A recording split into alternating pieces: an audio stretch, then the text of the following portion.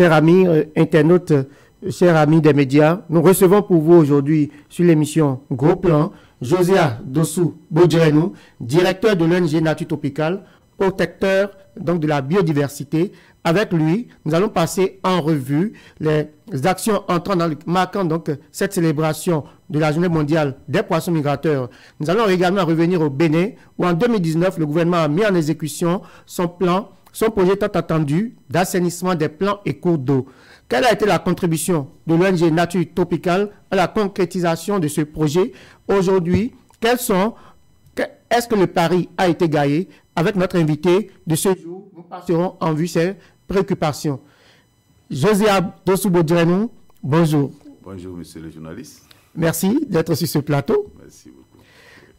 Hier, 24 octobre, la communauté internationale célébrait donc, comme je l'annonçais, la Journée mondiale des poissons migrateurs. Comment avez-vous déjà vécu cette célébration? Oui, ça semble être nouveau quand on parle de poissons migrateurs dans notre pays. Et c'est parce qu'il y a des choses qui se passent, mais qui ne sont pas perçues par tout le monde, mais qui impactent tout le monde. Et si on parle de poissons migrateurs, c'est que le Bénin a la chance d'être un pays côtier. Et ça veut dire qu'on a la mer côtière et nous avons la plage. Mais en même temps, nous avons les zones humides qui sont adjacentes à ce littoral. Ça veut dire que nous avons, si nous prenons le cas de Cotonou par exemple, nous avons le lac Nokoué. Et par le chénal de Cotonou, ce lac fait liaison avec la mer côtière. Quand vous allez du côté Mono, vous avez le lac Aémé qui fait un lien avec la bouche du roi, qui est l'embouchure. Et du côté de Porto-Novo, en allant vers Badagry, il y a encore l'embouchure là-bas. Il y a cette connexion. Ça veut dire que le sud du Bénin, il y a une connexion entre les lagunes, les lacs et la mer. Et les échanges qui se font entre ces deux écosystèmes, et parmi ces échanges, nous avons des espèces animales qui migrent d'un milieu à un autre. Ça veut dire qu'il y a des poissons qui sont en mer, qui grandissent en mer, et pendant la période de reproduction, ces poissons viennent dans le lac pour pondre leurs œufs ou bien pour donner naissance à des bébés et à des alevins. Et après, ces alevins repartent en mer pour grandir. C'est comme ça, il y a beaucoup d'autres espèces. Vous avez le lamantin d'Afrique, par exemple. Entre août et novembre, c'est la période de hautes eaux chez nous. On parle de crue. Et l'eau monte. En ce moment-là, c'est une espèce qui migre. Ça quitte les rivières, le fleuve, Ouémé, et ça va jusqu'en mer. Nous avons enregistré des cas ici à Cotonou, et dans le bassin portuaire, où de ces espèces qui ne sont pas communes, qu'on ne voit pas tous les jours, mais le moment vient et ces animaux vont de l'autre côté de la mer et reviennent encore quand le temps est favorable. C'est comme ça, quand on parle de ces migrateurs, et surtout toujours en restant dans les zones humides, vous avez les tortues par exemple. Les tortues sont des espèces migratrices qui vivent dans l'océan, mais pour leur reproduction, elles sont obligées de venir sur la plage. Elles viennent pondre sur la plage et repartent en mer. Vous avez les baleines qui vivent dans les zones froides, mais pendant la période de reproduction, les baleines viennent proches de nos côtes. Et tout ça là, c'est des périodes favorables pour que l'espèce se multiplie. Mais si ce n'est pas connu, si nos activités impactent négativement ces espèces, à terme, on risque de perdre ces espèces. Mais pourquoi déclarer une journée pour célébrer des poissons migrateurs? Voilà, déclarer une journée, la communauté internationale déclare cette journée pour célébrer les poissons migrateurs parce que c'est une occasion pour sensibiliser. Parce que tout ce que nous disons là, comme ce n'est pas visible à l'œil nu, ce n'est pas que quelqu'un est au bord de Dantokpa, du chénal, et il voit des poissons migrer d'un côté vers l'autre. Mais il faut attirer l'attention des gens sur les actions que nous menons dans cet écosystème et qui risquent d'impacter négativement cette migration. Et quand il n'y a pas cette migration, ces espèces vont disparaître. Quand je prends le cas des tortues marines qui doivent venir sur la plage pour pondre, si toutes les plages sont occupées, s'il y a l'érosion côtière par exemple, et les vagues viennent toucher les maisons, les tortues ne pondent pas dans les gravats, les tortues pondent dans le sable. Ça veut dire que si le littoral sableux disparaît, ces tortues vont disparaître. Et quand nous prenons le cas des poissons, c'est que la communauté internationale choisit ce moment pour faire une grande sensibilisation pour que l'homme puisse voir quel est l'impact de son comportement vis-à-vis de ces espèces qu'on ne voit pas mais qui sont très utiles. Vous voyez la population de Béninois, je crois que jusqu'à 80-98%, vous avez des consommateurs de poissons. Mais encore qu'aujourd'hui, nous avons tellement impacté négativement, d'abord, ces couloirs de migration, mais ailleurs où les poissons doivent se multiplier, nous les avons tellement agressés, nous avons tellement pêché, nous avons pollué, et cela fait que le nombre de poissons a totalement diminué. Et aujourd'hui, tout le monde est lié à l'importation de poissons. Même dans des villages où il n'y a pas de poissonnerie, et il n'y a pas de courant, il y a l'air de poissonnerie. Et nous mangeons quelle qualité de poisson. C'est pour cela que la communauté internationale veut que chacun soit conscient de ce qu'il fait et qui impacte négativement. Et c'est seulement par la sensibilisation que les gens pourront comprendre que nous faisons des choses qui sont très graves et qui risquent de nous amener à ne plus avoir de poissons, ou bien qui conduit au fait que même si nous avons des poissons, ces poissons ne seront pas bons pour notre santé parce qu'ils seraient déjà pollués. Lorsqu'on revient au Bénin, cette journée mondiale a déjà apporté quoi de concret en matière donc, de sensibilisation et donc de promotion, je dirais vulgarisation donc, du fonctionnement ou du mode de vie donc, des poissons migrateurs? Oui, et si nous prenons le cas du Bénin par exemple, il y a des actions qui se mènent, qui ont commencé il y a quand même longtemps. Il y a beaucoup de sensibilisation qui se faisait. Mais chaque partie prenante ne jouait pas son rôle. Quand vous dites qu'il ne faut plus pêcher dans le chenal de Cotonou, par exemple, ceux qui se croient indécés, c'est les populations de pêcheurs tout au long. Quand l'État dit, il y a aujourd'hui un texte de loi, le code de la pêche, par exemple, de l'aquaculture, quand l'État dit on ne doit plus utiliser certains types de filets, quand vous allez dans la vallée de Lomé, il y a des techniques qu'on appelle Merokokonu. C'est des filets de 40, 60, 50 mètres. Et pendant la période de crue, les populations utilisent ces filets-là pour carrément barrer le cours d'eau, c'est-à-dire de part en part, d'une berge à une autre. Oui. Et vous voyez, pendant la période de crue, l'eau descend du nord vers le sud. L'eau va, c'est-à-dire l'eau monte et le sens de l'eau, c'est toujours vers le sud. Ça va en mer. Mais si les gens mettent de ces filets dans différents villages pour faire la pêche qu'on appelle Merokokonu, c'est des filets, voire même des moustiquaires qui sont utilisés pour pêcher. Et à ce rythme, tout ce qui bouge, on ramasse jusqu'aux œufs. Mais quand, dans certains villages, par exemple, vous constatez, on croit que c'est de l'amusement, quand vous voyez des enfants au bord de l'eau en train d'utiliser des moustiquaires. Les moustiquaires destinés pour l'utilisation, la lutte contre le paludisme, ces moustiquaires sont utilisés. On croit que c'est de l'amusement. Mais s'il n'y a pas de petits poissons, est-ce qu'il y en aura de grands? Si on voit des enfants en train de faire ce jeu et on dit, bon, c'est des enfants, mais c'est très dangereux pour l'écosystème. Maintenant, quand vous allez vers les adultes, vous allez dans le mono. Les gens utilisent des moustiquaires pour faire la pêche. Et je parle des enfants ailleurs, mais ici, c'est de grandes personnes. Et maintenant, vous avez demandé, quand au niveau du Bénin, c'est que la sensibilisation se faisait depuis vis-à-vis de ces acteurs pour leur montrer leur comportement négatif par rapport à l'écosystème en voulant pêcher, mais d'attirer leur attention sur le fait qu'à terme, ils risquent de ne plus avoir de poissons. Oui, et il y a des plans d'eau aujourd'hui, vous allez là-bas, il y a des pêcheurs, mais qui n'ont plus d'activité parce qu'il n'y a pas de poissons. Oui, mais ces populations savent que c'est là qu'elles tirent leurs besoins quotidiens. Ouais. Est-ce qu'elles ne font rien du tout également pour préserver cet écosystème? Absolument rien, malheureusement. Ailleurs, les gens ont compris. Si vous avez des moyens et vous ne cotisez pas quelque part, vous ne mettez pas des choses en réserve, à partir d'un certain moment, vous allez sentir que la vie n'est pas comme ça.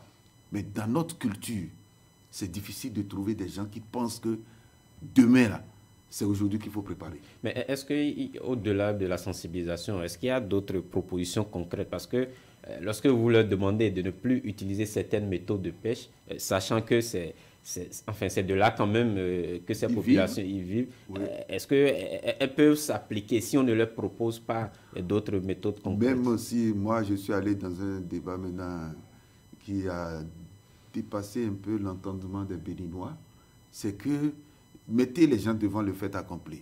Laissez-les, c'est l'exemple que je prenais tout à l'heure, vous ne mettez rien à côté. Et ce que vous avez, c'est fini. Vous faites quoi? C'est qu'il faut travailler sur la conscience des gens pour que collectivement, on puisse penser à demain. En pensant à demain, ce que vous travaillez aujourd'hui, vous faites de réserve. Et là, quand nous venons au niveau national et international, la recommandation, c'est que chaque pays doit travailler à ce que nous ayons des espaces protégés. Vous savez, le parc Pandjari, le parc W, c'est des aires protégées qui ont été protégées avant la colonisation, directement pendant la colonisation. Ça existe jusqu'aujourd'hui. Mais au même moment, il y a eu des forêts qui ont été classées par le colon. Mais l'administration béninoise qui a suivi, nous venons de faire 60 ans. On a créé quoi? On a mis quoi en réserve? Et les gens mettent toujours devant le fait qu'ils n'ont que ça à faire et à manger. Mais quand ils vont finir de manger tout, ils vont faire quoi? Et c'est ça qui se passe au niveau des poissons. On dit, ah, les gens ne vivent que de ça. Ok, laissez-les vivre de ça. Mais quand ça finit, ils font quoi? Et c'est ça le problème que nous avons.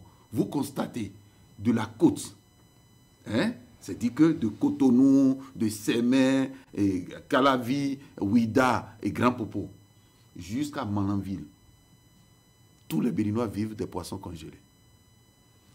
Est-ce qu'on peut avoir un marché au Bénin où vous allez 4 fois dans la semaine, vous allez trouver du poisson élevé ou bien du poisson frais?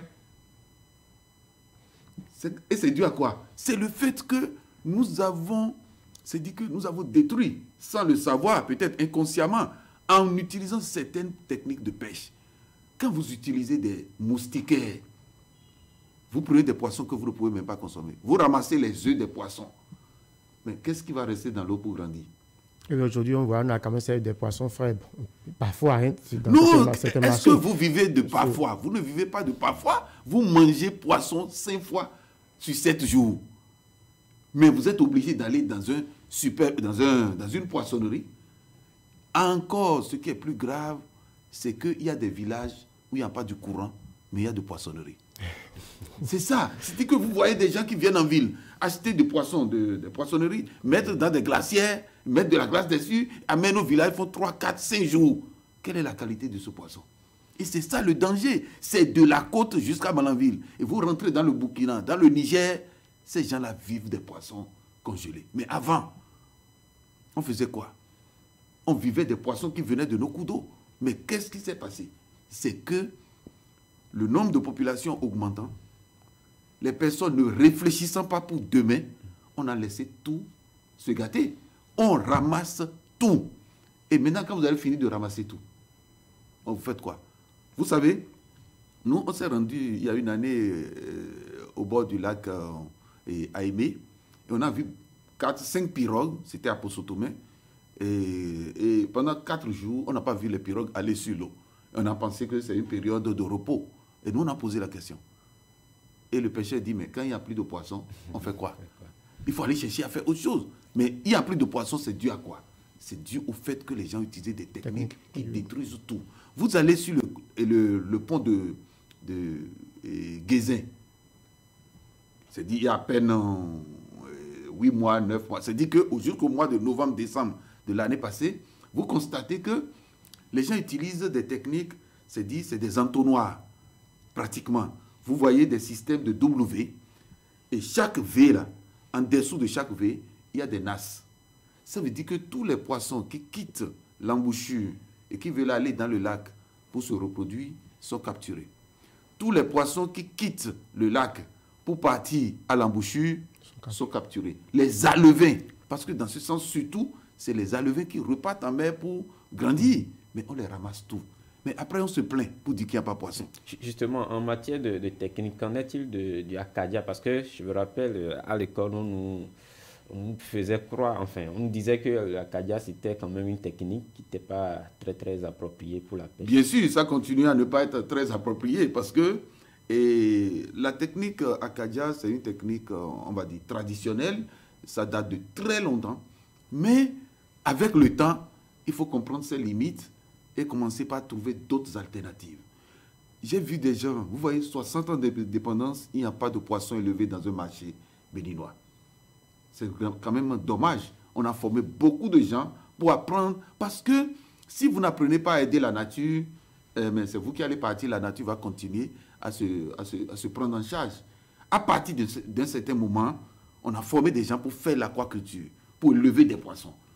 Mais on va dire, nous avons des lacs, nous avons des plans d'eau, il y a poissons tout le temps. Pourquoi on va élever des poissons? Mais il y a quelques-uns qui s'essayent quand même. Écoute, c'est dire que on n'a pas atteint le niveau où on peut se dire nous sommes satisfaits.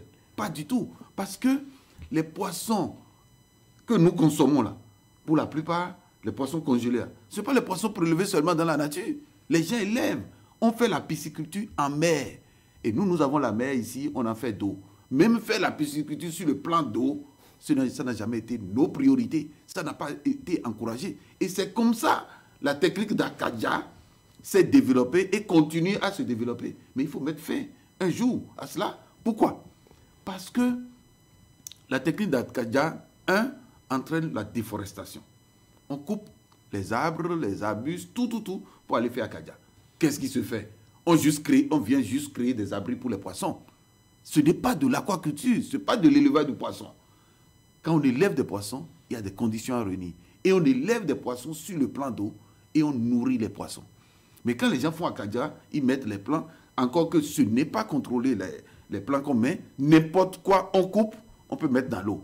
Mais est-ce qu'on connaît l'effet de ces plantes-là sur les poissons? Non.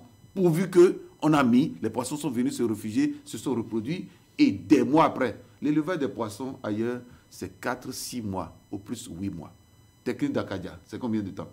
J'ai entendu dans un documentaire la fois dernière, les gens qui disent qu'ils font 5 ans avant de prélever. Vous mangez poisson combien de fois en une semaine? Et vous attendez 5 ans pour prélever du poisson. C'est une gestion totalement irrationnelle.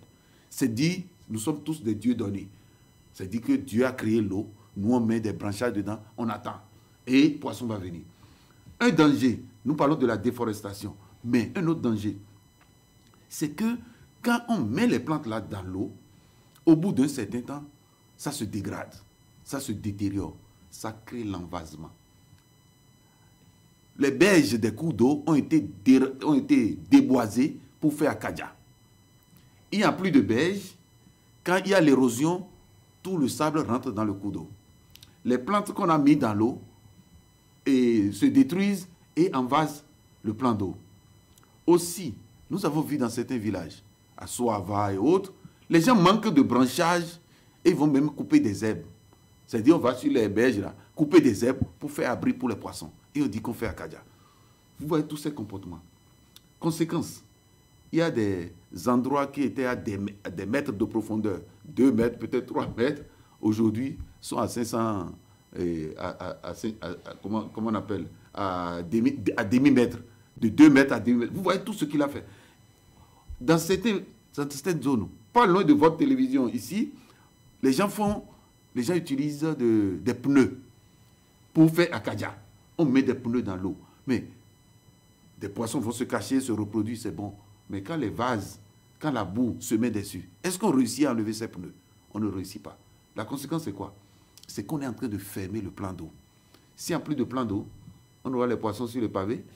C'est la question qu'on doit se poser. Et c'est pour ça qu'il est important que des mesures soient prises pour limiter cela. Sinon, on n'aura plus de lacs, on n'aura plus de poissons. Et dans cette perspective, le gouvernement en 2019 a lancé une opération pour assainir un peu les plans et cours d'eau. Qu'en est-il exactement? Et aujourd'hui, est-ce qu'on peut dire que les filles ont tenu la promesse des fleurs? Oui, mais je crois que l'action gouvernementale fait suite à une loi. Il y a le code de la pêche et de l'aquaculture.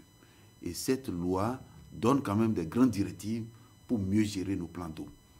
Et toujours, il faut qu'on le rappelle, c'est au profit des populations.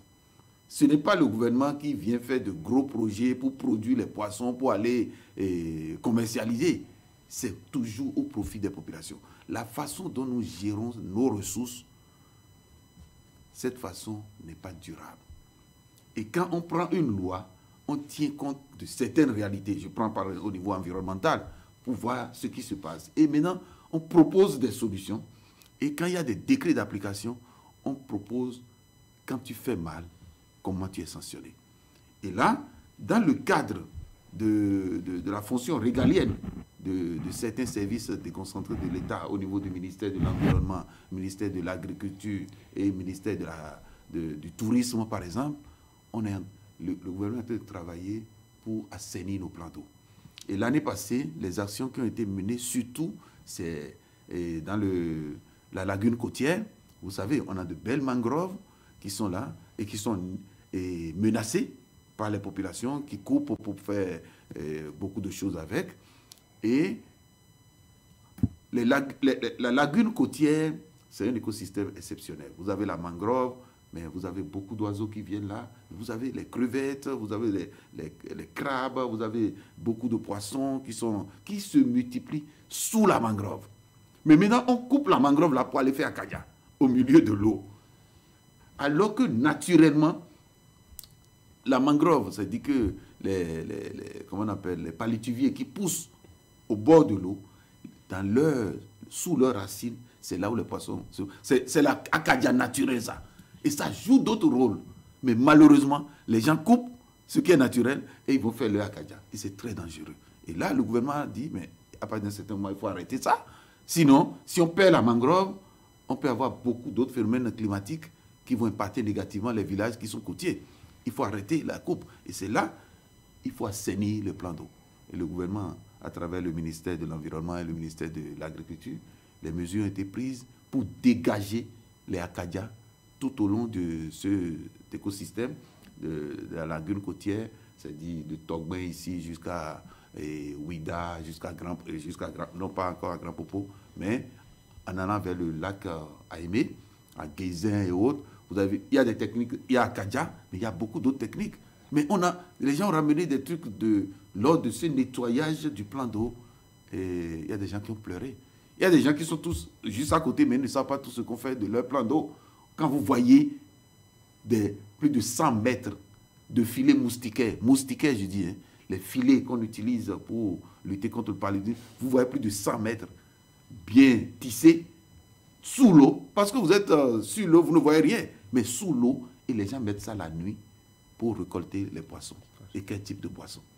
Est-ce que ce n'est pas quelque part la politique qui fait que parfois, au niveau du gouvernement, par exemple, au niveau de l'État, on n'arrive pas à réprimer? Non, je crois que c'est pour la première fois que cette action a eu lieu. Et là, il y a la répression nécessaire.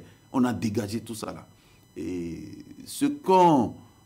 la garantie qu'on n'a pas, c'est que, est-ce que ça a cessé? Mais ce qui était visuel, ce qu'on peut voir facilement, a diminué. Mais est-ce que les gens ne continuent plus à mettre de ces filets?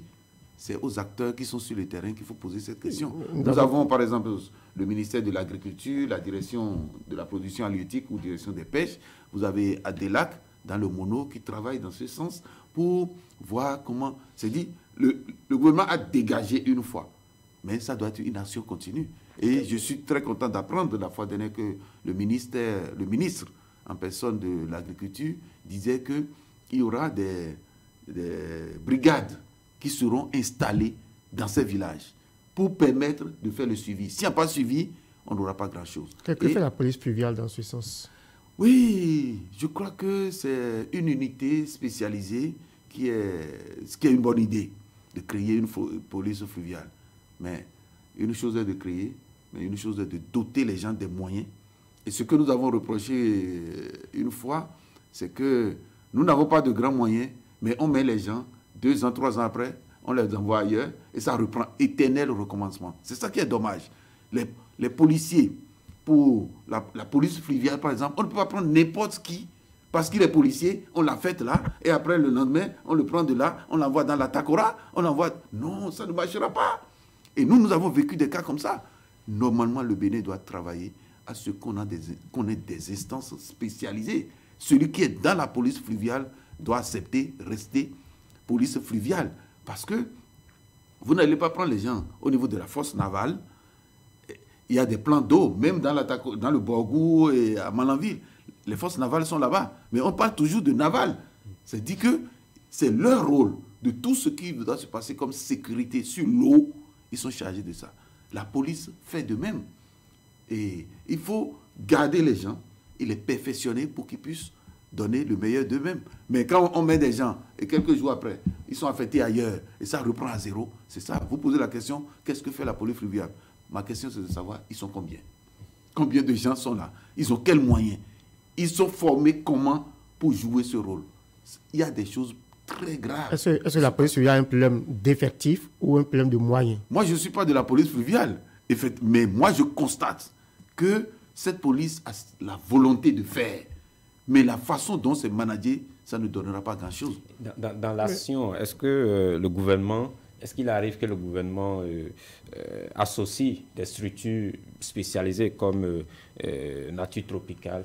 Bien sûr, dans le cadre des actions que nous menons en tant qu'ONG, nous avons aussi notre partition à jouer. Et nous sommes en train de finir un projet qu'on a développé avec UICN Pays-Bas sur le plaidoyer, le lobbying pour l'application des tests environnementaux. Les lois qu'on prend dans le cadre de l'environnement. Ce n'est pas nous qui prenons les lois, c'est les députés, c'est le gouvernement qui propose ou autre. Quand on prend ces lois, il faut les appliquer. Mais pour les appliquer, nous travaillons à ce que les populations ne sentent pas que ces lois sont au détriment de leur vie au quotidien. Et là, notre rôle, c'est de sensibiliser. C'est d'amener les gens à comprendre l'importance de préserver et d'utiliser durablement ces ressources. Et dans ce cadre, on est associé. Mais on n'est pas associé à la hauteur de ce que nous pouvons faire. Et c'est ça que nous réclamons de temps en temps. Ce n'est pas parce que l'État va nous donner l'argent ou autre, mais il faut qu'on écoute les organisations de la société civile qui sont plus en contact avec les communautés et qui peuvent relayer l'information venant des communautés. Nous faisons des constats. Par exemple, dans le cadre de la lutte contre le massacre des tortues et autres, nous avons des bénévoles sur le terrain. Mais le Bénin n'a pas 1 centimètre carré de plage protégée. Mais les espèces menacées, comme tortue, doivent venir pondre. Une fois que le Bénin n'a pas une aire protégée sur le littoral, le Bénin ne mettra pas un policier ou un forestier en train de surveiller ce qui se passe. C'est la communauté, à la base, sensible à la chose qui peut constater et relayer l'information. Et c'est dans ce cadre, quand on est associé, on peut travailler à ce que les résultats soient bons pour tout le monde. Les gens vont dans le sens où c'est notre rôle régalien. C'est nous qui devons faire. Mais vous n'avez pas les moyens d'être là. Les communautés respectent la loi le jour, mais la nuit font le contraire. Et c'est ça qui est triste. Le Bénin met en œuvre le projet La Route des Pêches. Oui. C'est un projet d'envergure, un projet touristique. Oui. Est-ce que dans la mise en œuvre de ce projet, on n'a pas prévu de protéger le littoral? Je ne crois pas. Je le dis sincèrement, ce n'est pas une des priorités. Et il y a plus grave des projets pareils. C'est bien pour le développement. On n'est pas là pour empêcher ce projet de se mettre en place. C'est très, très important pour le développement. Mais les lois de notre pays ont prévu des choses. Que ce soit projet d'État ou projet privé, les lois ont prévu ce qu'il faut faire. Associer les gens, appliquer les lois, simplement. Les lois ne sont pas mauvaises. Quand je prends précisément ce projet, vous savez que dans tous les projets de l'État, avec l'agence, la loi cadre sur l'environnement, avec l'ABE, c'est que c'est prévu des études d'impact environnemental à réaliser. Et quand on réalise les études, c'est en ce moment, il faut, pendant ou à la validation, on associe les autres acteurs, les ONG et autres, là, et chacun donne son avis. Et maintenant, on prévoit un plan de gestion environnementale dans l'exécution du projet. Quand il y a quand il y a des aspects négatifs, comment les atténuer? C'est avec des différents acteurs qu'on discute. Nous ne sommes pas des extraterrestres, on n'a rien à inventer. Les gens ont déjà fait, on a vu. Mais vous savez que pas ce projet spécifiquement. Non, pas ce projet. C'est un projet côtier. Le Bénin n'est pas le seul pays côtier, ni en Afrique, ni dans le monde. Et ailleurs, on a vu. Et ça veut dire qu'il y a des impacts négatifs qu'on peut déceler plus tôt et proposer des approches de solutions. Parlez-nous de ces impacts. Malheureusement, c'est que ces impacts ne sont toujours pas pris en compte. Et on voit les choses se développer mais on a envie quelquefois de pleurer. Justement, par rapport au projet de la route des pêches, quels sont les impacts que vous avez Moi, je vais parler identifiés? ici simplement d'un seul impact qui est totalement négatif. Le reste, je ne peux pas toucher parce que je n'ai pas les documents qui disent voilà ce qu'on a prévu, voilà ce qu'on va faire. Mais je vois des choses qu'on fait et qu'on réalise déjà et qui sont très négatifs, aussi bien pour le tourisme que pour les espèces qui pourraient éventuellement attirer les touristes. C'est le cas des tortues marines. Dans un pays, un site où les tortues doivent pondre leurs œufs, quand vous mettez des ampoules, des lampes proches de la plage, aucune tortue ne vient pondre. Et si par hasard, les tortues ne viennent pas le matin à 7h ou à midi ou à 18h pour pondre, les tortues viennent la nuit. Ce n'est pas nous qui avons créé ça comme ça. C'est Dieu qui a fait ça comme ça. Les tortues ne pondent les œufs que la nuit. Ça veut dire que la nuit, on n'a pas le soleil. Et la tortue, si par hasard, il y a des lampes alignées proches de la côte, les tortues sont obligées de chercher là où il y a l'obscurité. Mais quand on met des ampoules du Fidrosé jusqu'à Ouida, il y aura tortue où? Ça ne viendra plus.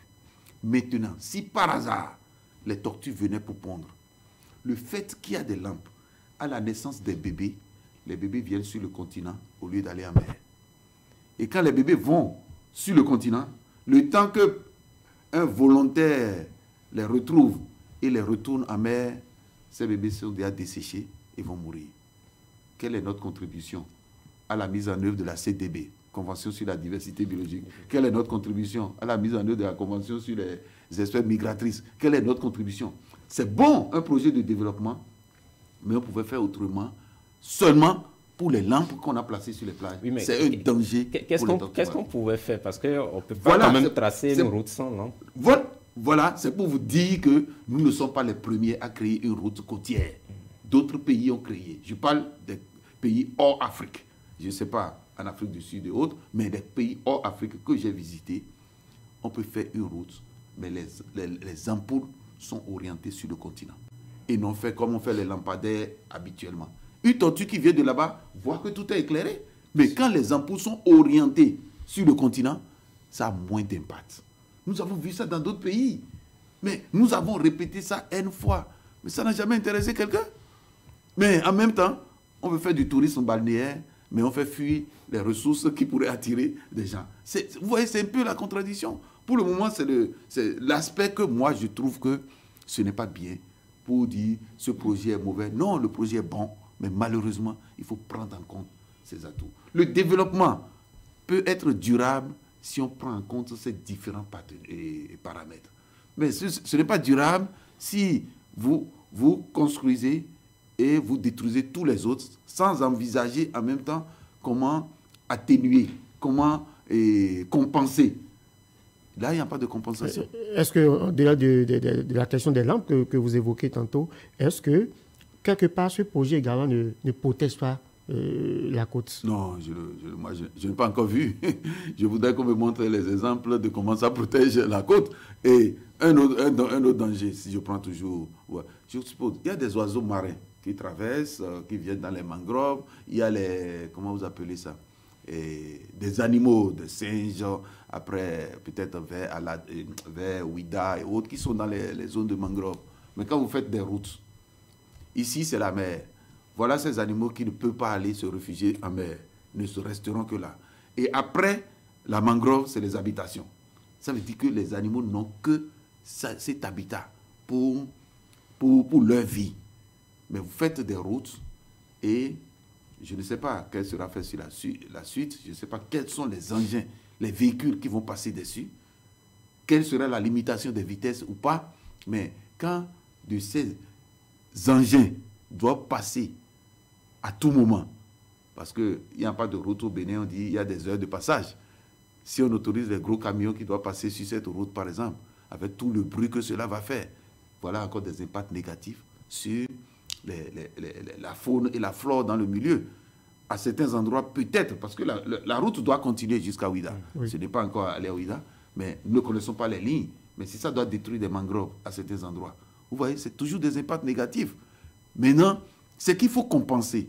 Quand on veut faire du développement, on détruit quelque chose, mais il faut dire, c'est ça ce qui manque, c'est que nous ne profitons pas de nos droits.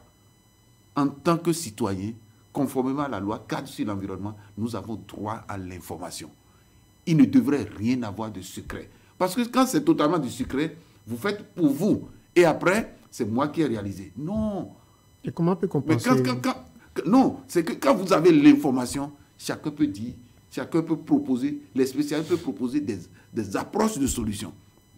Mais quand vous n'avez pas l'information, quand l'information reste totalement secrète, ce qui devrait être le cas quand c'est une propriété privée, là c'est une propriété pour tout le monde, c'est pour l'État. Et il est prévu dans nos tests que l'information doit être publique.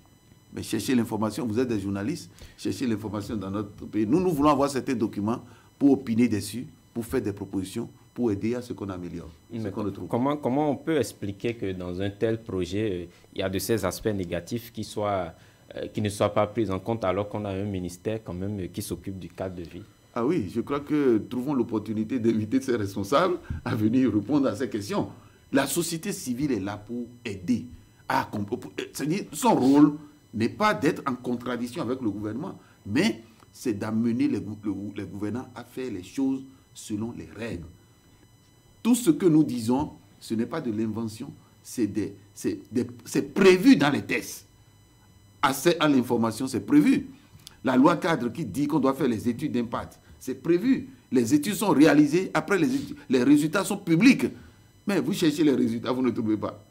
Et après, on fait les impacts négatifs et on attire l'attention, on dit c'est parce qu'on est opposant. Non, ce n'est pas une question d'opposition. On n'est pas opposé au projet, ni au gouvernement, mais il faut amener les gens à penser durablement. Sans être forcément invité à la table de discussion, est-ce qu'il vous arrive d'adresser quand même des suggestions aux autorités? Bien sûr que oui. Il y a différents niveaux de discussion où on aborde ces choses. Mais malheureusement, vous savez, nous avons eu une discussion ce matin dans le cadre de l'UICN, Union internationale pour la conservation de la nature. Il y a 10 ONG qui sont membres au Bénin. Il y a des personnes ressources qui sont sur le groupe. Et nous avons commencé, une discussion a commencé hier et on a continué aujourd'hui. Depuis que les colons ont créé Parc W, Parc Pandjari et les réserves, comment on appelle, les forêts classées, le Bénin n'a plus rien créé jusqu'à aujourd'hui. Rien. Il n'y a aucun document de l'État qui dit voilà un décret de création d'une aire protégée. Aire marine ou un habitat protégé. Il n'y a pas. C'est pour ça que je disais tout à l'heure, il n'y a pas 1 centimètre carré de plage protégée au Bénin. Maintenant, le débat, pourquoi on n'a jamais créé? Et j'ai posé la question, quelles sont les études réalisées pour créer le parc Pandjari? Quelles sont les études réalisées pour créer le parc W? Créer une réserve, c'est une décision politique. Maintenant, au Bénin, on est au-delà. C'est que plusieurs études ont été réalisées. Plusieurs projets ont été réalisés, financés de la coopération internationale, depuis le PAS, Grand écosystème du courant de Guinée, et aujourd'hui Convention d'Abidjan, Convention de ceci, et ABE, différents projets financés par le GEF. Mais la suite de ces projets-là, il n'y a pas 1 centimètre carré où un décret dit, ok, la zone de telle à telle, c'est protégé. Et quand l'État dit que c'est protégé, même s'il n'y avait aucune étude, encore que toutes les études sont réalisées, mais même si l'État dit c'est protégé, en ce moment, chacun devient sensible. Si vous voulez faire une activité là-bas, le mot protégé seul fait que vous devez prendre des précautions. Okay. Mais quand rien n'est protégé, chacun va. Vous voyez, quand vous allez à Togmin, nous avons un professeur, par exemple, qui réagit tout le temps. Quand vous voyez comment les gens font de l'exploitation des zones humides, l'extraction du sable, sans tenir compte de rien. Vous savez que dans nos tests, il est dit que quand vous dégradez, quand vous exploitez un espace pour les constructions de routes, à la fin, vous devez... Non, avant même de faire le travail, le PGS, le plan de gestion environnementale, doit prévoir comment gérer cet espace après votre projet. C'est-à-dire la construction de la route Ouida et Cotonou. Vous savez que, pas loin de cette route-là, de grands trous ont été creusés. Tout ça là, c'est zone humide. C'est pour le développement. On a creusé pour faire la route pour nous. Mais il est dit dans les textes qu'après, il faut repartir, il faut aménager l'espace. Et c'est vous, promoteurs, qui devez proposer, avant qu'on ne vous donne l'autorisation, comment vous allez faire après. Je veux que des autorités viennent nous dire un exemple. Vous voyez combien de routes construites au Bénin? Quand on finit de construire les routes là, les espaces, ça devient comment? C'est abandonné. Ça devient des nids de danger, même pour les populations les plus proches. Prenez la route qui va à Ouida, la déviation qui était faite quand la route était en construction. Mais vous allez voir des gros trous dans des villages, et c'était fait avant ce travail qui est en train de faire. C'est très grave. Aujourd'hui encore, en allant vers Ouida, c'est dit qu'il y a des espaces où on ne sait pas comment les gens obtiennent les autorisations, et ils creusent partout pour alimenter les populations en sable, mais après, on abandonne tout. Et c'est très grave. Dans aucun pays au monde, on ne continue à faire de ces trucs-là. On a vu quand même que le gouvernement a pris quand même des décisions, tout le temps, par l'extraction du sable à Tokben, et on a suspendu même des entrepreneurs. Mais c'est ce que vous entendez. On suspend les gens. Mais est-ce que le jour où les gens ont repris, on vous a dit? On ne vous dit pas. Et quand les gens finissent, c'est qu'ils ont abandonné. Moi, je veux que les autorités viennent nous dire tel exemple d'espace qui a été réaménagé par le promoteur. Le promoteur a gagné des milliards en exploitant les ressources. Et peut-être en complicité avec des autorités en son temps. Vous voulez dire que les suspensions, les mesures par le gouvernement... C'est juste pour... C'est que des gens réagissent, on suspend. Mais les gens reprennent après. Personne n'est plus informé.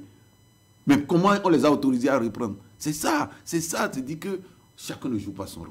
Nous allons avec vous aborder brièvement la question de la pêche continentale, qui entre également dans le cadre de la production nationale halieutique. À ce niveau également, au niveau de la pêche continentale, on constate quand même que les engins également prohibés sont utilisés. Comment cela se passe? Et vous, quand même, vous qui êtes un protecteur de la biodiversité, on ne vous entend pas suffisamment sur la question de la pêche continentale. Non, je crois que le problème aujourd'hui, ce n'est plus de nous d'entendre les gens, c'est d'agir. Et le travail que la société civile a commencé par faire, c'est d'amener chacun à agir. C'est tout. Les dénonciations ne servent plus à rien. Quand vous dénoncez, une autorité politique est derrière, avant que l'information n'arrive là-bas, c'est classé. Nous sommes sous la rupture.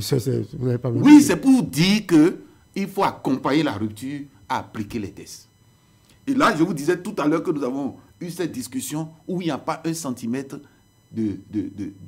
d'espace protégé par les tests au Bénin. Hein? C'est dit que c'est nous qui avons travaillé depuis 60 ans et on a cet espace, c'est une aire protégée. Nous avons fait le débat. Nous ne sommes pas encore arrivés aux conclusions.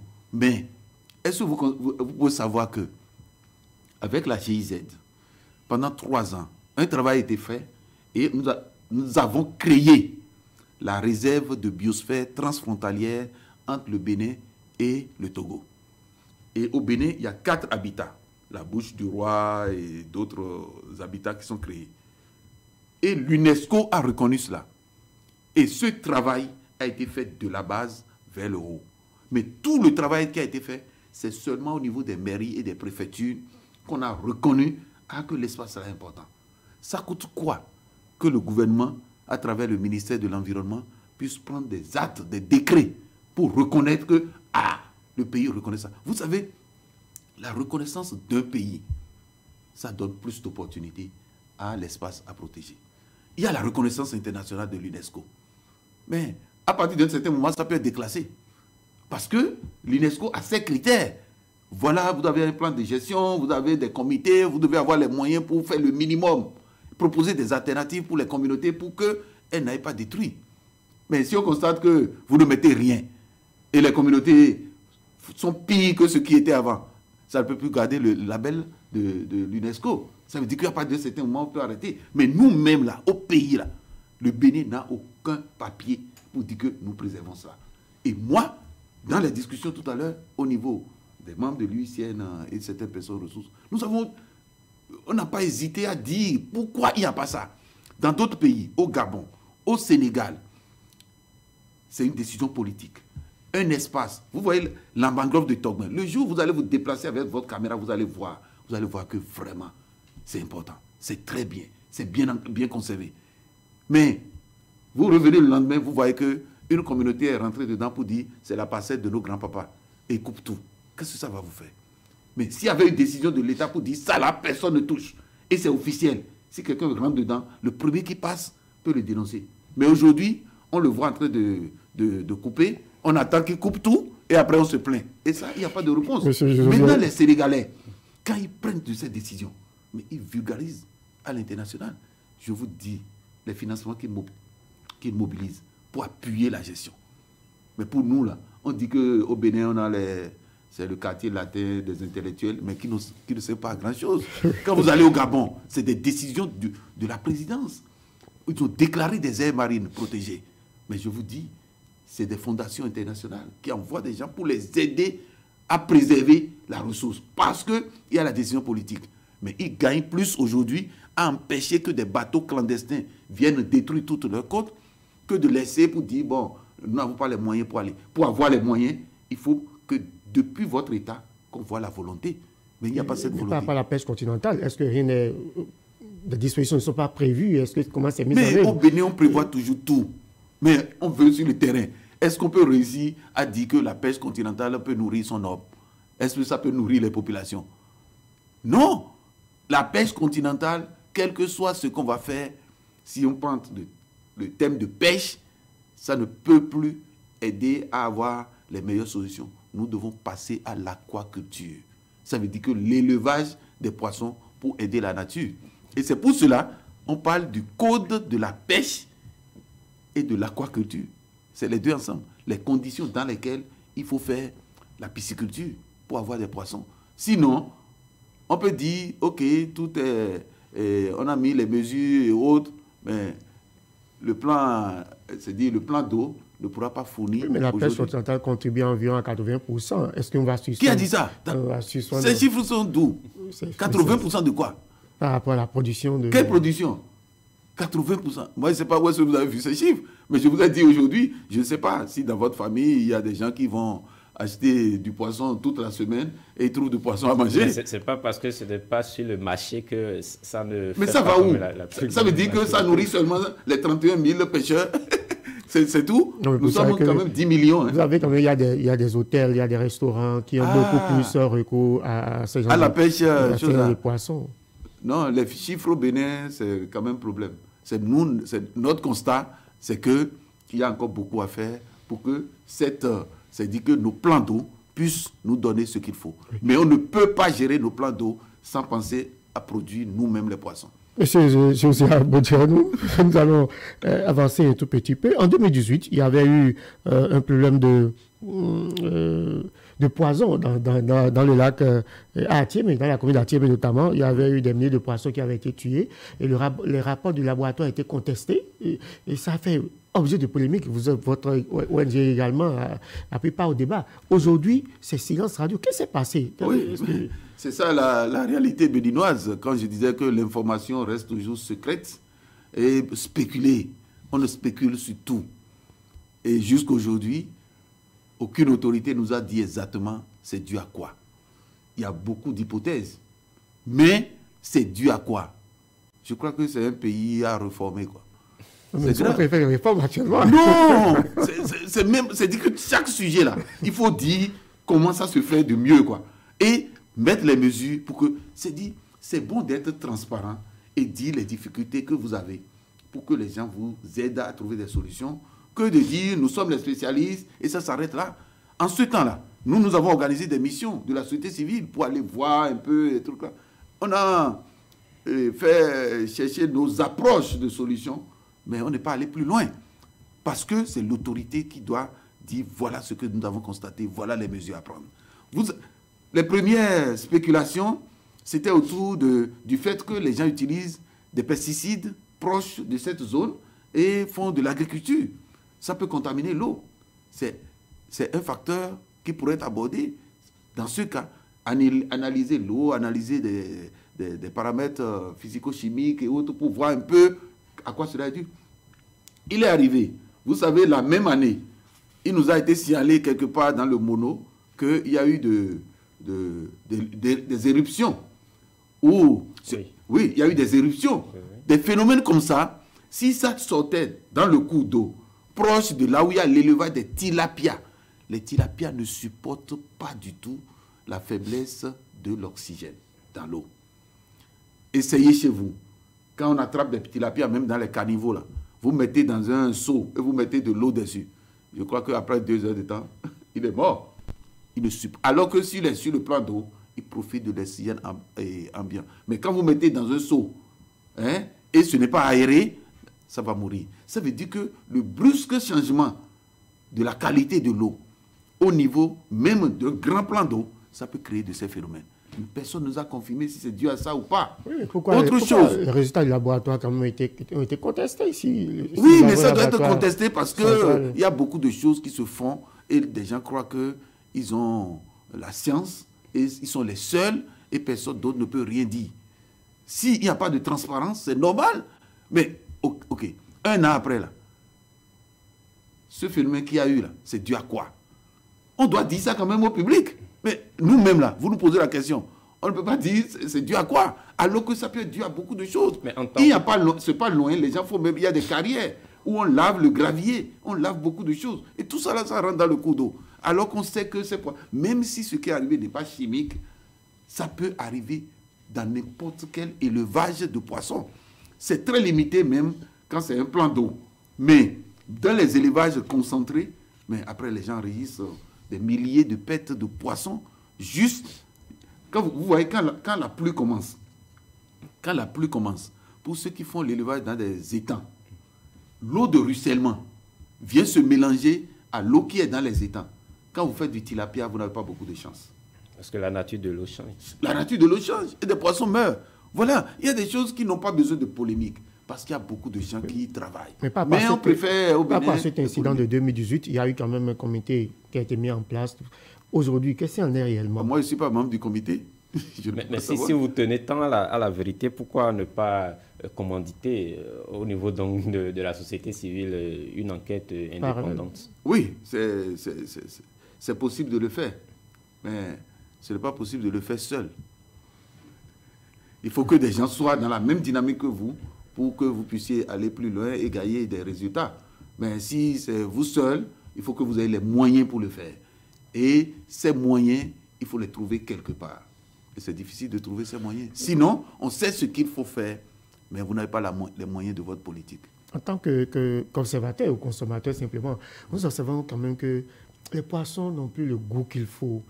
Et parfois, on se dit, bon, on voit plutôt la différence avec les poissonneries. Donc, on a beau faire toute cette promotion, donc vous dites, mais qu'est-ce qui se passe? Pourquoi on ne sent plus les poissons? Quand ils étaient petits, c'est un peu plus... succulent, oui, mais c'est ça. C'est ça, vous savez... Qu'est-ce qui se passe? Non, c'est dit, je ne sais pas de quel poisson vous parlez, mais, vous savez, quand les poissons sont importés, les poissons, comment on appelle, les poissons congelés, et je n'ai pas les chiffres au niveau du Bénin, mais techniquement, c'est au-delà de moins 20 degrés. Moins 20, je crois quelque chose comme ça, si je ne me trompe. Moins 20, moins 18 degrés. La glace se forme à 0 degré. Mais moins 18, vous voyez ce que c'est? C'est vraiment congelé. Si les poissons ont été gardés dans de très bonnes conditions, au lieu de la production, et on les met dans du froid, et le froid n'est pas rompu, le jour vous achetez le poisson, même si c'est à moins 15 degrés, moins 10 degrés, moins 5 degrés, ça veut dire que ce n'est pas encore problème. Et vous préparez chez vous, le goût que le poisson a à l'origine, ce goût est gardé. Mais, si on ramène le poisson à moins 18 degrés, vous savez ce qui se passe quand j'allais à certaines frontières. Même ici à Cotonou, vous voyez des bâchers ordinaires, là, qui viennent prendre des cartons de poissons. Et ces poissons sortent des conteneurs réfrigérés. Quand de ces poissons sont mis dans des bâchers, si c'est à consommer le même jour, il n'y a pas de problème. Mais ces poissons-là sont amenés... Sur des kilomètres. Ce n'est pas des kilomètres. Voyage dans des conditions de bâcher. Les conditions de bâcher sont 28, 30 degrés. On a quitté moins 18 pour aller à 30 degrés. Ça veut dire que les poissons sont dégelés. Mais nous, on amène là-bas, on met encore dans le réfrigérateur. Et peut-être les réfrigérateurs là-bas sont à 5 degrés. Et on conserve les poissons là-bas pendant 1 semaine, 2 semaines. Parce que c'est au frais. On a mis glace dessus. Le poisson même n'est pas glacé. C'est la glace qui est dessus. Et c'est comme ça, les gens viennent acheter. Mais le poisson qui est dégelé il y a une semaine, et toi tu achètes, quand tu manges, tu auras quel goût? On se dit que même à la maison, quand nous on prend des poissons de trucs là, et des poissonneries, c'est après la cuisson qu'on voit que c'est du poisson qui n'est pas de bonne qualité. Oui, mais où est-ce que la chaîne est rompue? On ne peut pas le savoir. Et au niveau des poissons frais, pourquoi également au niveau des poissons frais également? Mais ça dépend de là où le poisson a vécu. Quand vous prenez par exemple le chédal de Cotonou, où on dépose tout ce qui est ordure sur la berge, quand vous voyez les zones humides, tout ce qui est déchets sont jetés dans l'eau. Et les poissons vivent avec ça. On ne peut plus savoir quelle est la qualité du poisson que nous consommons. Et le danger, c'est à ce niveau. Par rapport aux poissons frais, est-ce que à un moment donné, ce n'est pas aussi le coût un peu très élevé qui fait que les gens préfèrent aller dans les poissonneries? Oui, mais le coût ne peut qu'être élevé. Mais rationnellement, ça ne devait pas être élevé. Mais c'est les spéculations qui font que, oui, j'ai vu quelqu'un un jour, il a attrapé un poisson et il tient. Et j'ai dit, ah, c'est combien? Il dit, ah, si je ne donne pas 15 000, il ne va pas prendre. Et je lui ai dit, toi, tu as donné quoi pour avoir cette taille? Ça veut dire que c'est Dieu donné. Il a eu la chance, il a eu ça, et lui met son prix. Ailleurs, tout se pèse. Hein? On pèse la tomate, on pèse la mangue. Là, le prix qu'on donne, on peut dire c'est au kilo. On n'a pas de mesure. Tout se vend à la tête du client. Toi, tu passes à pied, on te vend à 500. Quelqu'un d'autre passe, il vient de garer moto, on dit que c'est 1200. Et quelques minutes après, quelqu'un gare voiture, tu peux parler longuement là. Si le type, tu ne payes pas 2500, il ne te vend pas. Un pays ne peut pas marcher sur cette façon de faire les choses par tâtonnement ou des trucs comme ça. Ça ne marcherait pas. Ça veut dire qu'en ce qui concerne, si nous revenons au poisson, il y a vraiment du sérieux travail à faire et chacun doit se sentir responsable. Le pêcheur qui pêche doit savoir qu'il ne peut plus continuer à pêcher toute sa vie. Il doit devenir aquaculteur, il doit élever poissons. Et pour élever des poissons, il y a des conditions. Il y a beaucoup de gens qui ont dit, j'ai élevé des poissons, j'ai fait l'aquaculture. Et quelqu'un m'a dit avant-hier, que lui, il a fait ça, mais ce n'était pas rentable. Et je lui ai dit, mais rien n'est rentable au Bénin. Oui, parce que ce n'est pas rentable. Oui, il a laissé. Mais quand il achète de l'étranger, là, il croit que les autres, là, ils n'ont pas fait de pète un jour. Ils ont fait des pètes, mais ils ont travaillé. Et ils ont pu maîtriser des choses. Mais chez nous, ce n'est pas le cas. Et souvent, on se décourage vite. Monsieur José Dossou Boudjeranou, nous allons aborder un autre aspect de cette émission qui sera beaucoup plus lié à votre personne, à votre vie un peu plus intime, je dirais. Oui. C'est vrai qu'on vous voit depuis plusieurs années, au fond, en matière de protection de l'environnement, de protection de la biodiversité, mais les Béninois ne vous connaissent pas entièrement. Je veux dire, par exemple, côté famille. Oui. José Dossou Boudjeranou, côté famille, qu'est-ce que vous pouvez nous dire? Oui, bon, pour la petite histoire, José Dossou Boudjeranou, je suis de la vallée de l'Ouémé, je suis de Rosi précisément, dans la commune de Dangbo. J'ai quand même plus d'une 50aine d'années de vie. Je suis très engagé dans l'environnement. Je dirais que ce n'est pas comment on appelle, ce n'est pas parce que j'ai étudié ou j'ai fait des trucs et je suis intéressé à l'environnement. Je dirais, c'est peut-être inné en moi. C'est une passion. Et cette passion a commencé très très longtemps. Déjà, je suis jumeau. J'ai une sœur qui est agent de santé. Et moi, je suis vétérinaire de formation, la santé animale. Mais avant d'embrasser ce monde des animaux, c'est que chez nous, dans notre culture, on nous enseignait que les jumeaux sont considérés comme des singes et que les jumeaux ne doivent pas faire du mal aux singes. C'est-à-dire que les singes naissent jumeaux, c'est-à-dire donnent 2 enfants, et les singes, les humains ressemblent aux singes. Et les plus proches des singes, c'est les jumeaux. Et ça, là, on nous a éduqués quand on était tout petit enfant, on nous a dit ça, et on a dit, pour cette raison, vous respectez les singes. Et dans notre village, on avait des singes et il nous arrivait de prendre l'argent de notre petit déjeuner.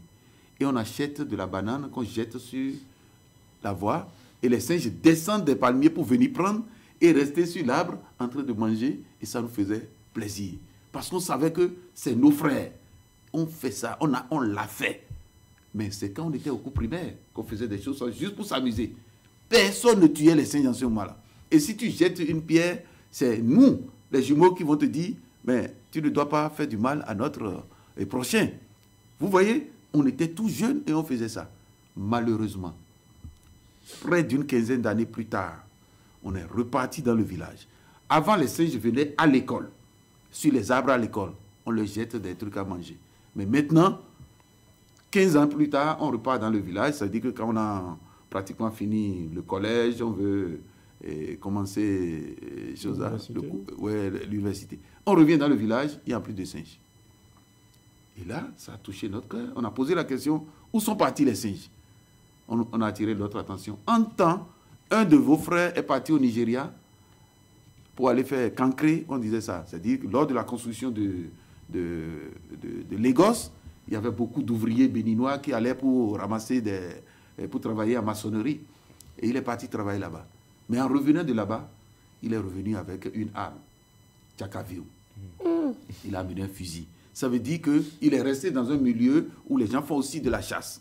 Et il a appris à faire la chasse. Celui-là est revenu avec une arme et c'est lui qui a commencé par tirer sur les singes. Parce qu'au Nigeria, il tue les singes, il mange. Il est revenu au pays, il y a des singes dans son village. Et c'est comme ça qu'il a commencé par tuer. Et comme ça, des chasseurs sont nés dans mon village. Ils ont tué tous les singes. Le village n'étant pas très grand, même s'il n'a pas réussi à tuer tout, s'il tue un, deux, et si les autres entendent les bruits de fusil, ne vont plus venir plus proches. Et maintenant, le village n'étant pas grand, ces singes sont allés où? Ça veut dire que s'il y a d'autres chasseurs de l'autre côté, on les aurait tués tous. Et c'est comme ça, on a perdu beaucoup. Et c'est ça qui a été notre motivation. Ça veut dire que quand nous avons eu le bac, avant de commencer l'université, je voudrais préciser, je suis de la dernière promotion. En ce moment-là, on disait de la 10e promotion des bacheliers en mission. Ça, c'est en 84, 85. La dernière promotion. Après nous, il n'y a plus eu de bacheliers en mission militaire et 1 an de mission avant de commencer l'université. C'est nous qui avions clôturé. Et quand on a fini ça, on a commencé l'université. J'ai la chance de réussir au concours du CPU où j'ai fait les sciences vétérinaires. Et c'est ça. C'est ma petite histoire. Et là, c'est dit que, mais avant d'aller à l'université, tout ce qui nous motivait depuis, c'est qu'un an d'enseignement ou de mission, nous avons pris cela pour travailler sur comment contribuer à préserver ces animaux, comment préserver notre cadre de vie. Et nous avons eu la chance maintenant de faire les sciences vétérinaires, ça veut dire que c'est les animaux, et je crois que c'est voilà la piste qui nous a aidés à nous intéresser plus à l'environnement. En famille, quel est votre plat préféré, vous qui êtes amoureux de la nature? Et ma maman vit encore, et ma maman a servi, quand vous allez dans mon village, à Rosier, vous parlez de Samounon, elle a, pendant près de 40 ans, donné à manger aux enfants à l'école, en faisant quoi? C'est la pâte de maïs, plus févi. Hein?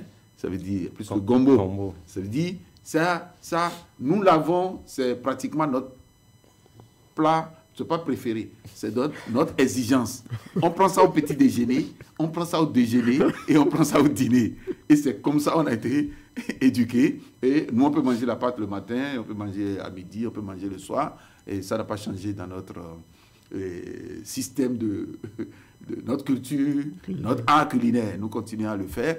Seulement qu'en prenant de l'âge, en développant certaines maladies comme le diabète, l'hypertension, on doit réduire un peu de la consommation de ces choses-là. Mais ce que je préfère toujours, c'est la pâte plus gombo. C'est différent de légumes et autres, là, c'est pâte plus gombo. Alors, M. Bodianou, dites-nous un peu, vous êtes quand même l'une des personnalités de ce pays. Vous avez observé un peu la vie sociopolitique. Quel est ce personnage de notre histoire qui vous intéresse le plus? Actuel ou bien passé? je dirais, que vous avez connu, Ah, et moi j'ai connu un personnage qui m'a beaucoup fait et je voudrais lui rendre témoignage. Mais quand j'en parle avec des jeunes, beaucoup ne l'ont pas connu et ne le connaissent pas. Mais nous avons la chance qu'il continue à vivre. C'est le professeur Adamou Ndiaye. Je ne sais pas si vous l'avez connu. Il a fait 12 ans et doyen de la faculté des sciences agronomiques. Et moi, j'ai été son étudiant. Et j'ai travaillé dans son laboratoire. Et il a été un exemple pour moi. Il a fait, en tant que doyen de la faculté des sciences agronomiques, vous savez, c'est le monde agricole. Il est un de ceux qui ont travaillé pour le développement du coton dans ce pays. Il a fait les 5 ans de Soglo en tant que ministre du développement rural en ce moment-là. Et il a marqué son temps. Et il a été un exemple pour ma personne parce qu'il m'a beaucoup conseillé. Et c'est quelqu'un, aujourd'hui, quand vous allez à l'université, par exemple, l'ancien recteur de l'université Saint-Brice, c'est des exemples. C'est des étudiants de celui-là. Quand vous voyez le professeur Lalayer, vous voyez par exemple Kodia, voilà des gens qui ont travaillé avec Adamou Ndiaye, qui a été ministre de l'Agriculture. Il a été membre du conseil, comment vous appelez ça, du conseil transitoire après la conférence nationale. Il est resté un peu effacé, mais il a été très efficace. Voilà quelqu'un qui a travaillé pour la relève. Tout ce que vous voyez là, jusqu'à 5 qui a été recteur de l'université, ceux-là ont travaillé avec Adamou Ndiaye. Et moi, je préfère des gens comme ça que des gens qui font du... On entend leur nom dans beaucoup de discours, mais la question que je me pose, vous préparez quoi comme réserve comme relève? On parle au Bénin des relèves de qualité et autres, mais vous ne voyez que des gens qui ne pensent que l'intérêt. Qu'est-ce que je gagne quand je fais telle chose? Mais voilà des gens qui ont travaillé pour former d'autres. Et ceux-là, je pense bien qu'ils sont en train de faire comme leur maître. Tant que vous n'avez pas formé des gens pour prendre la relève, vous n'avez rien fait. Et quand je vois les gens, je vois des gens qui ont la carrière politicien, vous savez la question que je me pose? Combien de gardiens ils ont à la maison et qu'ils payent? Combien d'entreprises ils ont, ils utilisent des gens? Il ne suffit pas de venir se baser sur nos ressources, parce que chez moi, la politique se définit comme un monde où les gens viennent seulement pour prendre leurs intérêts, pas pour le peuple. Encore qu'aujourd'hui, on a vu des gens qui travaillent pour demain. Mais avant, les gens ne travaillaient pas pour demain. Moi, j'ai discuté avec des gens, des collègues, qui s'acharnent pour être dans les partis et autres. Moi, je n'ai jamais fait un parti politique, mais je vote quand même. Je vote pour un parti. Mais quand des gens se disent, ah, vraiment, il faut qu'on soit au pouvoir pour pouvoir gagner des marchés. Vous savez que 90% des gens qui se battent en politique chez nous, c'est parce que je veux être là-bas pour gagner ma part. Ça, ce n'est pas un développement. Ça. Qu'auriez-vous souhaité que les gens retiennent de vous si un jour vous étiez appelé de l'autre côté? Ah oui, ce que je souhaite, ce n'est pas retenir de moi. Je veux de mon vivant, si c'est encore possible, d'entendre ou de voir des gens qui ont appris de moi et qui ont appliqué. Et en son temps, je peux peut-être partager encore plus mon expérience avec eux. C'est ça qui est plus utile pour moi. Parce qu'après moi, qu'est-ce qui restera? Quelqu'un m'a posé la question, est-ce que vous préparez la relève? Oui. Il n'y a pas celui-là qui adresse une demande de stage, quelle que soit votre formation, et vous voulez venir apprendre de nous. On accepte tout le monde. Mais on vous dit, vous avez une semaine pour comprendre comment nous fonctionnons. Mais vous pouvez faire un an après, on ne vous pose plus de questions. Nous travaillons à ce qu'il y ait plus de gens qui prennent des initiatives, quelles que soient les difficultés. Pas des gens, quand vous finissez stage chez moi, vous allez faire j'ai l'honneur. Non, on demande aux gens, quand tu es déjà là, qu'est-ce que tu as envie de faire? Quelle est ta motivation? Vous savez, nous n'acceptons pas trop de critiques. Pourquoi? Parce que nous avons travaillé avec des étrangers. Ils ne sont pas les créateurs. C'est leurs aïeux qui ont créé et ils ont les résultats. Mais malheureusement chez nous, c'est que nous sommes des initiateurs de certaines choses Nous n'avons pas les soutiens qu'il faut. Mais toi, tu viens pour dire ce qu'on fait, c'est mauvais. Mais montre-nous ce que toi, tu as déjà fait. C'est ça qui manque. Le Béninois critique tout ce que... Non, c'est mauvais. Mais attends, avant que moi, je ne vous critique, je vous montre. Moi, je l'ai fait de cette façon. Montre-moi ce que tu as fait. Si tu n'as pas la possibilité de me montrer ce que tu as fait, je n'accepte pas tes critiques. Côté religion ou côté spirituel? Je suis protestant méthodiste. J'ai été invité sur votre plateau seulement hier. Normalement, je dois être à l'église à cette heure-ci. Et mon départ d'ici, je passerai à l'église quand même. Parce que nous avons action de grâce pour la famille. Pourquoi cette option méthodiste? Option méthodiste, bon, ça ne vient pas de moi. Mes parents ont été mes grands-parents ont été des féticheurs. Mais à partir d'un certain moment, mon papa, selon l'histoire racontée, a dit, on l'a confié comme l'hameçon placé pour un crocodile. Dans notre dialecte, c'est comme ça. L'ohu, c'est-à-dire on l'a remis pour voir est-ce que lui va survivre.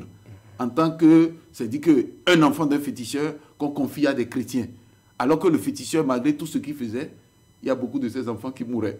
Maintenant, le papa nous a dit, lui, on l'a arraché de là pour lui dire, va là-bas, on va voir si toi tu vas résister. Un essai.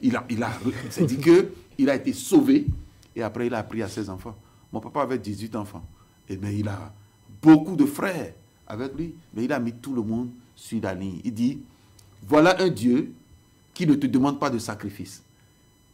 Tout au long de l'année, alors que tu vas chez le féticheur, il va te dire, pour tel problème tu as, c'est un coq, c'est un mouton, c'est un poulet, c'est ceci que tu dois faire. Mais voilà, lui il est resté féticheur pendant un temps et il dit, mais voilà, je vais quelque part un Dieu qui ne demande rien. Et quand tu vas à l'église, même on te dit action de grâce, on dit ce que tu veux, tu donnes. Si tu n'as rien, il n'y a pas de problème. Et il te sauve. Mais celui-là est celui qui fait du fétichisme. Qu'est-ce qu'il faut choisir? Et c'est pour cela qu'il dit, tous ces enfants doivent faire cette voie. Et la recommandation, au moins par an, faites une action de grâce à ce Dieu qui ne demande rien. Et c'est ce que nous essayons de faire. Oui, sûr. Quand vous regardez dans le rétroviseur, je vais en finir sur ce point-là. Si vous devez corriger quelque chose dans votre passé, qu'est-ce que cela devait être? Si je veux... Vous devez corriger quelque chose, vous devez corriger une erreur ou un fait. Si on vous était donné de regarder dans le rétroviseur et de corriger cela. Oh, corriger quelque chose. Je ne vois pas, ça ne vient pas aussi facilement pour moi. Mais quelquefois, on trouve que je suis trop rigide, trop critique. Et je continue à dire, je crois qu'on fait trop de complaisance. Ça veut dire, les gens me disent que je dois corriger ça. Mais je dis, je ne peux pas corriger, être plus rigide. Pourquoi? Nous n'avons pas des exemples que nous suivons. Ce que nous n'avons pas dit au cours de cette émission, c'est que nous sommes les premiers à initier dans ce pays un musée des sciences naturelles. Autant que nous sommes béninois, le musée ne dit rien dans la tête. Mais nous sommes allés loin. Musée où on va parler seulement de l'environnement. C'est encore bizarre. Parce que quand on dit musée, les gens voient les vestiges des rois, des trucs anciens et autres. On n'a pas cette culture de musée. Mais moi, j'ai eu la chance de me faire former dans un musée, dans un aquarium public. Et j'ai pris l'initiative. 25 ans après, je continue encore sur l'étape de l'initiative. C'est ça. Maintenant, je n'ai pas... C'est dit que des autorités qui doivent prendre le relais de ce que nous faisons, mais quelquefois, on te prend même comme un concurrent. Mais on ne veut rien faire. C'est ça qui est un peu dommage. Et moi, je ne sais pas comment modifier ces choses. Parce que là où j'ai eu l'occasion de me faire former, que ce soit aux États-Unis ou en Allemagne, aux Pays-Bas et en Belgique, c'est que quand vous travaillez avec ces gens, vous voyez que des gens sont venus, ils vont travailler, ils vont partir rapidement pour aller faire autre chose. Ce n'est pas eux qui ont créé. Mais chez moi, il n'y a aucune initiative. 25 ans après, vous savez, si on dit musée à Cotonou, les gens se disent, est-ce qu'il y a un musée? Non, il y a un musée depuis 25 ans. Mais l'administration publique qui est chargée des musées, qu'est-ce qu'on n'a pas fait pour que ça soit intégré comme quelque chose de connu? Jamais. Ça ne les intéresse pas. Et maintenant, nous abordons des aspects qui ne sont pas du commun des mortels. Quand, par exemple, on parle des baleines, une baleine meurt, vous voyez, tout le monde va à la plage pour aller découper la viande. Danger public. Mais quand la baleine laisse un squelette, c'est la propriété. Normalement, si un État vraiment est sérieux, c'est l'État de récupérer ces choses et utiliser pour l'éducation. Et ces squelettes-là restent dans un musée. Mais 25 ans de sensibilisation, rien n'a changé. À l'éducation. Voilà, c'est ces sujets-là sur lesquels on doit travailler. Nous sommes pratiquement au terme de cette émission. Nous aurions pu aborder un peu la question des baleines, surtout avec... On aura l'occasion, j'espère. Oui, justement. Oui. On vous laisse donc conclure cette émission. Oui, mais vraiment, je voudrais vous féliciter, chers journalistes, et vous rappeler que vous jouez un rôle très, très important.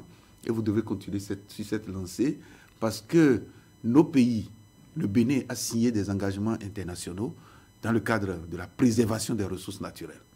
Et le cas de la Convention sur la diversité biologique, par exemple, il y a un article qui demande à ce que les gouvernants, on les appelle les parties prenantes, les parties, c'est-à-dire on les appelle les parties seulement, c'est-à-dire que les pays partenaires signataires de cette convention doivent prendre l'engagement de soutenir les médias pour éduquer sur la préservation des ressources. Et une émission pareille que vous faites, ça sert à éduquer les gens, pour que les gens puissent comprendre que si on a pris les engagements, si on a signé des conventions internationales, c'est dans le sens de mieux préserver. Ce n'est pas au détriment des communautés. Et si chacun comprend que c'est dans ce sens, et pour le comprendre, c'est à travers la sensibilisation. Et si chacun comprend et applique les mesures qui sont décidées au niveau international et au niveau local, les ressources seront mieux gérées, mieux protégées. Mais au cas contraire, c'est que l'État doit travailler à faire appliquer par la force même. Et c'est ça, on exige. Il y a des lois dans nos pays et il faut les respecter. Merci, M. Josiah Dossou Bodjerenou, directeur de l'ONG Nature Tropicale, protecteur de la biodiversité. Vous étiez l'invité de Groupe 1 de ce dimanche. Merci. Merci, monsieur le journaliste.